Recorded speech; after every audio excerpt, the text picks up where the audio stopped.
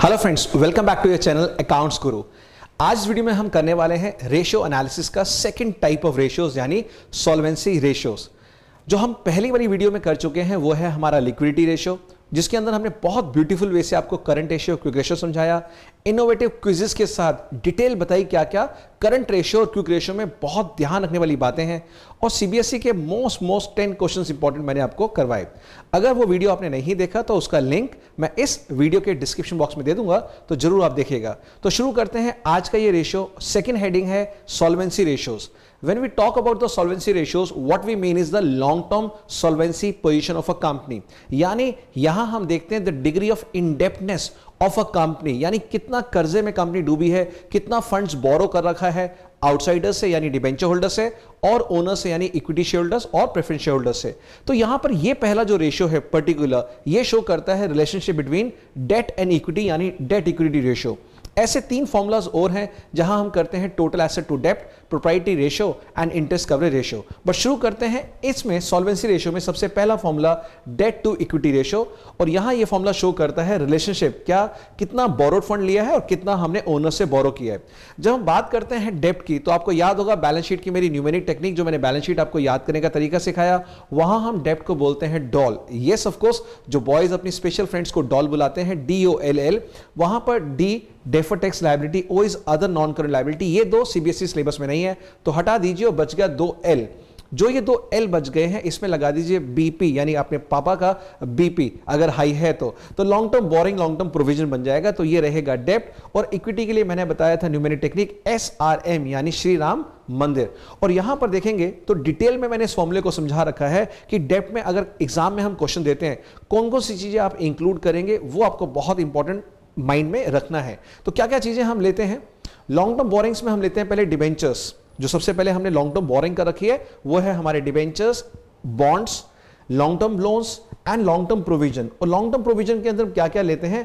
Provision for employee benefits, यानी provision for employ benefit एक बहुत इंपॉर्टेंट आइटम रहेगा, और दूसरा रहेगा प्रोविजन फॉर वारंटीज। ये दो प्रोविजन ध्यान रखना, आपको क्वेश्चन में अगर गिवन है तो आपको डेप्ट में इसको ऐड करना है।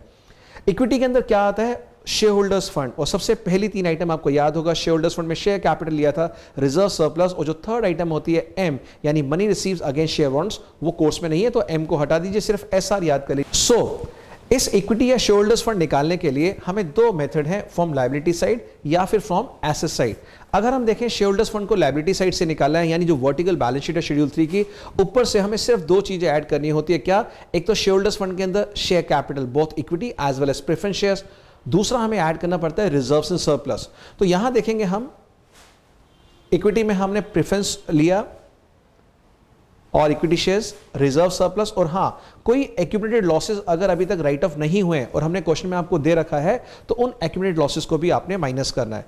डेफिनेटली जो प्रॉफिट एंड लॉस का डेबिट बैलेंस होता है, नेट लॉस, वो भी रिजर्व सरप्लस में माइनस हो जाएगा। ऐसे साइड से बात करें तो हमारा इक्विटी क्या होगा? टोटल एसेट जो भी हमारे पास नॉन करंट प्लस करंट है वो टोटल कर लीजिए, और माइनस कर लीजिए टोटल एक्सटर्नल लायबिलिटीज यानी non current liabilities and current liabilities, वो है आउटसाइड लायबिलिटीज। आपको शेयर होल्डर्स फंड आ जाएगा। तो डेट इक्विटी जो पहला फॉर्मूला है हमारा लॉन्ग टर्म सॉल्वेंसी रेशियो में, उसका आइडियल रेशियो भी आप जान लीजिए, वो होता है 2:1। यानी अगर हमारे पास 10 लाख का इक्विटी फंड है, ओनर्स फंड है, तो अगर 20 लाख का बोरोड फंड है तो यस, ये कंपनी बिल्कुल सही है, इसकी लॉन्ग टर्म फाइनेंशियल पोजीशन बिल्कुल सही है, ये आराम से अपने बोरिंग्स पे कर पाएगी। यहां पर अगर हम एसेट साइड से इक्विटी निकालना चाहें तो मेरे पास तीन फॉर्मूले और हैं, और ये तीनों के तीनों फॉर्मूले आपको रटने नहीं है, मगअप नहीं करने। वो बैलेंस शीट जो शेड्यूल 3 है उसी को ही अगर अच्छे से समझ लिया जाए, ये तीनों फॉर्मूले आप कर सकते हैं। तो देखिए हमने क्या किया है, हमने कहा था एसेट्स माइनस आउटसाइड लायबिलिटीज, और इसी एसेट्स में non current plus current assets आते हैं। अगर हम बात करें लायबिलिटीज की तो दो लायबिलिटीज आती हैं, करंट है, नॉन करंट। तो मैंने इसी फॉर्मूले को और थोड़ा ब्रेक डाउन कर दिया है, तो ये फॉर्मूला भी आप समझ सकते हैं। जैसा इंफॉर्मेशन क्वेश्चन में गिवन होगी वैसा फॉर्मूला लगाएंगे, और जब मैं क्वेश्चंस करवाऊंगा ये चीज मैं आपको दिखाऊंगा।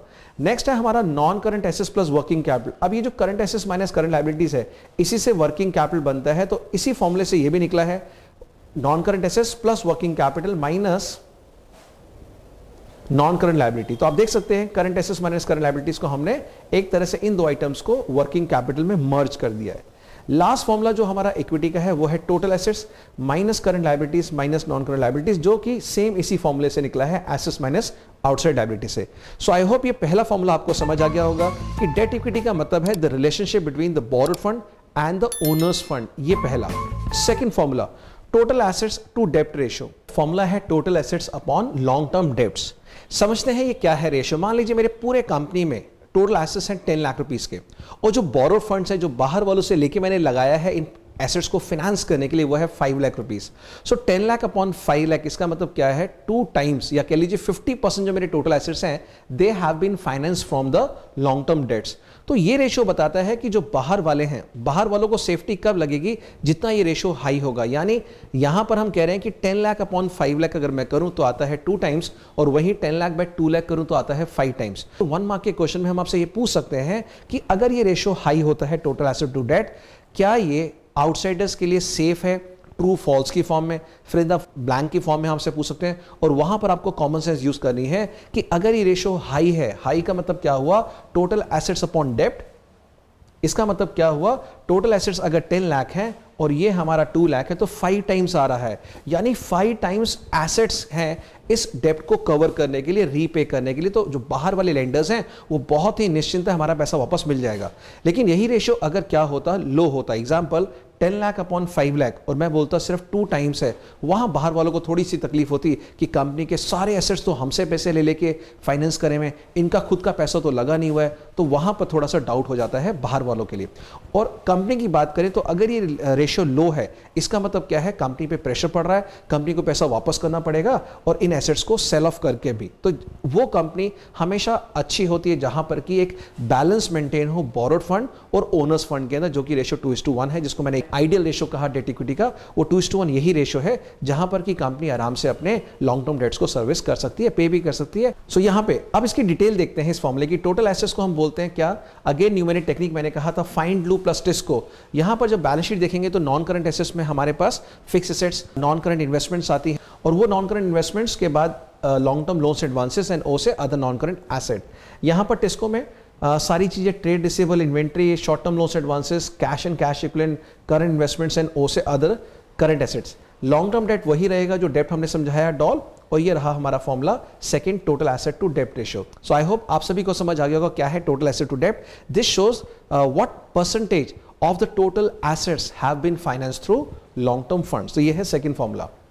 चलते हैं थर्ड फॉर्मूले की तरफ, और ये है proprietary ratio. Now in this proprietary ratio, ये पिछले रेशियो का बिल्कुल रिवर्स है। पिछले रेशियो में हमने देखा था कि कितना पोर्शन टोटल एसेट्स का फाइनेंस होता है बोरोड फंड से, यह है कितना पोर्शन टोटल एसेट्स का फाइनेंस हुआ है शेयरहोल्डर्स फंड से। शेयरहोल्डर्स फंड में वही रहेगा एसआरएम जो मैंने आपको डेट इक्विटी में बताया, and total asset will remain same as जो हमने सेकंड फॉर्मूले में आपको बताया। लास्ट फॉर्मूला जो है हमारा वो है इंटरेस्ट कवरेज रेशियो, और ये बोर्ड एग्जाम के एंगल से बहुत ही इंपॉर्टेंट है। यानी ये रेशियो बताता है कि क्या जो कंपनी है उसके पास प्रॉफिट सफिशिएंट है कि अपने लॉन्ग टर्म बोरिंग्स के ऊपर जो इंटरेस्ट उसको आराम से दे पाए। तो मनी लेंडर्स ये देखना चाहते हैं इस रेशियो को पर्टिकुलर कि क्या कंपनी को हम लोन दें, बोरिंग्स जो लेते हैं वो लॉन्ग टर्म फंड्स प्रोवाइड करते हैं, वो सारा का सारा डिसीजन इसी रेशियो पे डिपेंड करेगा। और जितना हाई रेशियो होगा उतना ही बाहर वाले सेफ महसूस करेंगे। तो यहां पर देखेंगे फॉर्मूला क्या है, profit before interest and tax upon fix interest charges, यानी जो उनको इंटरेस्ट पे करना है। तो ये इसका जो आंसर है टाइम्स में हम निकालेंगे, 4 टाइम्स, 5 टाइम्स, 6 टाइम्स, जितना टाइम्स हाई होगा उतना ही हमारा रेशियो अच्छा होगा। So now you can take a screenshot so that आपका नोट्स भी साथ साथ तैयार हो गए। सो फ्रेंड्स, आई होप चारों फॉर्मूले आपको बहुत ही अच्छे से याद हो चुके हैं, और अब आपको एसेस करेंगे कितना आपको फॉर्मूले याद है। उसके लिए चलना पड़ेगा अकाउंट्स गुरु की कॉमर्स लैब में, जहां पर कि full marks educational research and assessment institute ने डेवलप किया है ये बहुत ही इनोवेटिव वे आपको एसेस करने का। तो चलिए पहला फॉर्मूला मैं चेक करता हूं, डेट इक्विटी रेशियो। कितने लोगों को याद है ये फॉर्मूला और इसमें कौन कौन सी आइटम आती हैं? तो स्टार्ट करते हैं। और अगर मैं आपसे बात करूं डेप्ट अपॉन इक्विटी में कि क्या ये आइटम्स, कौन कौन सी आइटम डेट में जाएंगी, कौन सी आइटम इक्विटी में जाएंगी, तो शुरुआत करते हैं पहली आइटम से, सिक्योरिटी प्रीमियम रिजर्व। तो क्या सिक्योरिटी प्रीमियम रिजर्व डेट में जाता है? आप कहेंगे नहीं सर, ये तो किस में आता है?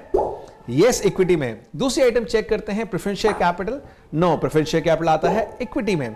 डिबेंचर्स की बात करें तो यस, डिबेंचर सबको पता है हमारा डेट में आता है। और प्रोविजन फॉर वारंटीज, दो प्रोविजन है जो हमारे डेट में आते हैं, provision for warranties and provision for employee benefits. तो ये प्रोविजन भी हमारा डेट का पार्ट है। लॉन्ग टर्म लोन क्या इक्विटी में डालेंगे? आंसर है नो। तो लॉन्ग टर्म लोन कहां होता है बताइए? यस, आप कहेंगे सर ये होता है डेब्ट का पार्ट। इक्विटी शेयर कैपिटल, इसको डालने का बिल्कुल देखेंगे तो इसमें तो हम कंफ्यूज होने की जरूरत ही नहीं है, ये हमारा है इक्विटी शेयर कैपिटल का पार्ट। तो यानी इक्विटी और जनरल रिजर्व्स यानी जो हमारे रिजर्व सरप्लस होते हैं, they all are also what. तो आप अगर अभी तक आइटम आपकी सारी सही चल रही है तो इसका मतलब आप बहुत अच्छे से फॉर्मूला सीख चुके हैं। बॉन्ड्स की बात करें, अगर बॉन्ड्स गलती से इक्विटी में डाल रहे हैं तो समझ जाइए डिबेंचर्स और बॉन्ड्स एक ही बात है, यानी ये बोराइंग के इंस्ट्रूमेंट है। यस, ये भी क्या रहेगा, डेब्ट। पब्लिक डिपॉजिट्स, अगेन पब्लिक से पैसा ले रहे हैं तो क्या इसको इक्विटी कह सकते हैं? Answer is no. पब्लिक से पैसा लेना भी क्यों? क्योंकि बोरिंग है, बिकॉज हम इनको इंटरेस्ट देते हैं ना कि प्रॉफिट शेयर करते हैं शेयर होल्डर्स की तरह। और लास्ट आइटम है प्रोविजन फॉर एम्प्लॉय बेनिफिट। जैसा मैंने बताया, दो प्रोविजन हमेशा हमारे लॉन्ग टर्म प्रोविजन में आते हैं और वो क्या है हमारा यस। तो आप देख सकते हैं ये अब आपके सामने लिस्ट है, स्क्रीनशॉट ले सकते हैं, नोट्स आपके तैयार हैं कि यस डेब्ट में आता है debentures, public deposits, bonds, long term loan and provision for employee benefits. और वहीं बात करें इक्विटी की तो इक्विटी में आते हैं equity share capital, preference share capital, reserve surplus and security premium reserve. अगर आपको प्रॉफिट एंड लॉस यानी स्टेटमेंट ऑफ पीएनएल का डेबिट बैलेंस गिवन है तो वो इसी रिजर्व सरप्लस से माइनस हो जाएगा यहां पर। तो ये फॉर्मूला पहला आप सीख चुके हैं। चलिए देखते हैं नेक्स्ट फॉर्मूला। नेक्स्ट फॉर्मूला आता है टोटल एसेट्स टू डेब्ट, जो आपको सिखाया है। चेक करते हैं क्या क्या आएगा टोटल एसेट्स में और क्या आएगा डेब्ट में। डेब्ट में वही सेम चीजें आएंगी जो हमने फर्स्ट फॉर्मूले में सीखी। टोटल एसेट्स के अंदर हमने आपको बताया था बेसिकली नॉन करंट और करंट एसेट्स आते हैं, और नॉन करंट एसेट्स के लिए मैंने सिखाया था आपको कौन सा टेक्निक, यस फाइंड लू, यानी FI से फिक्स एसेट, N से नॉन करंट एसेट्स। ये दो चीजें ऐड होंगी और बाद में लॉन्ग टर्म लोन से advance and O other non current. तो सिलेबस में हमारे सिर्फ फिक्स एसेट्स है, नॉन करंट इन्वेस्टमेंट्स है, NL लॉन्ग टर्म लोन से एडवांसेस। तो चेक करते हैं, सबसे पहले बॉन्ड से स्टार्ट करते हैं। क्या बॉन्ड्स डेब्ट में आएगा? आंसर है यस, डेब्ट में आएगा। प्रोविजन फॉर वारंटीज देखते हैं क्या होगा, वो होगा हमारा डेब्ट का पार्ट। दूसरा फाइंड लू प्लस टिस्को, मैंने बताया था नॉन करंट एसेट्स के लिए हम फाइंड लू लिखते हैं और टिस्को लिखते हैं करंट एसेट्स के लिए, यस। पब्लिक डिपॉजिट्स को देखें तो ये किसका पार्ट होता है? डेब्ट का। Provision for employee benefits check करें तो यस ये भी हमारा डेब्ट का पार्ट है। डिबेंचर्स ऑल्सो, डिबेंचर्स के बारे में बताने की जरूरत नहीं because debentures is what, your डेब्ट। And long term loan, long term loan जो है वो भी हमारा डेब्ट का पार्ट है। और डेफिनेटली अगर देखें तो हमारी लिस्ट तैयार हो चुकी है टोटल एसेट्स और डेब्ट की। तो ये है हमारा डिटेल। अगर हम बात करें डिबेंचर्स की, अगर वो लास्ट ईयर में रिडीम होने वाले हैं विद इन 12 मंथ्स तो वो अदर करंट लायबिलिटी बन जाता है, अदरवाइज हम उसको लॉन्ग टर्म ही मानते हैं। चलिए देखते हैं थर्ड फॉर्मूला, प्रोप्राइटरी रेशियो यानी प्रोप्राइटर्स फंड यानी share holders fund divided by the total assets. तो देखते हैं शेयर होल्डर्स फंड में क्या क्या चीजें आएंगी। यहां पर प्रेफरेंस शेयर कैपिटल है, of course preference share capital is a part of share holders fund. Securities premium reserve, क्या बताना चाहेंगे आप सिक्योरिटीज प्रीमियम के बारे में? कहां जाएगा सोचिए। यस बिल्कुल सही कहा, रिजर्व सरप्लस का पार्ट है share holders fund.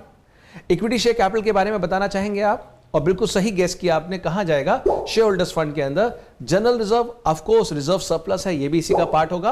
And non current assets जो हमारे फाइंड लू प्लस टिस्को होते हैं वो टोटल एसेट्स का पार्ट होते हैं। एंड यस ये आपके सामने आपके नोट्स आ गए हैं, टेक अ स्क्रीनशॉट और आप समझ सकते हैं कि ये फॉर्मूला अब आपको याद हो जाएगा क्या शेयर होल्डर्स फंड में आता है यानी प्रोप्राइटर्स फंड में, और क्या आता है टोटल एसेट्स में।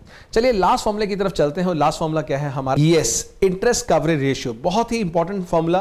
Profit before interest and tax divide by हमारा फिक्स इंटरेस्ट चार्जेस। बताना चाहूंगा जो profit before interest and tax है वो अगर गिवन है तो अच्छी बात है। नॉर्मली सीबीएसई में हम चेक करते हैं profit after interest and tax देके, उसमें आपको टैक्स को ऐड बैक करना होता है। फॉर्मूला वही रहता है profit after tax divide bye 100 minus tax rate into 100, या प्रॉफिट बिफोर टैक्स को आप एक्स लेके भी सॉल्व कर सकते हैं। उसके बाद ऐड करते हैं इंटरेस्ट और लास्ट में हमारा डिवाइड करते हैं। सो इनमें से कौन कौन सी आइटम प्रॉफिट में जाएगी? जैसे मैंने कहा अगर स्टार्टिंग पॉइंट हम आपको देते हैं प्रॉफिट आफ्टर टैक्स जो यूजुअली होता है, तो यूजुअल सिचुएशन मैंने लिया है हम प्रॉफिट आफ्टर टैक्स से स्टार्ट करते हैं। इसके अंदर हम ऐड बैक करते हैं टैक्स को और फिर ऐड करते हैं इंटरेस्ट ऑन पब्लिक डिपॉजिट्स। क्या सिर्फ यही इंटरेस्ट है? नहीं, एक और इंटरेस्ट हो सकता है, वो है इंटरेस्ट ऑन डिबेंचर्स। ये सब ऐड करने के बाद आपको आ जाएगा profit before interest and tax आ जाएगा। और इसके लिए डिवाइड किससे करना है आपको? टोटल इंटरेस्ट जो भी इस क्वेश्चन में गिवन था, सो टोटल फिक्स इंटरेस्ट।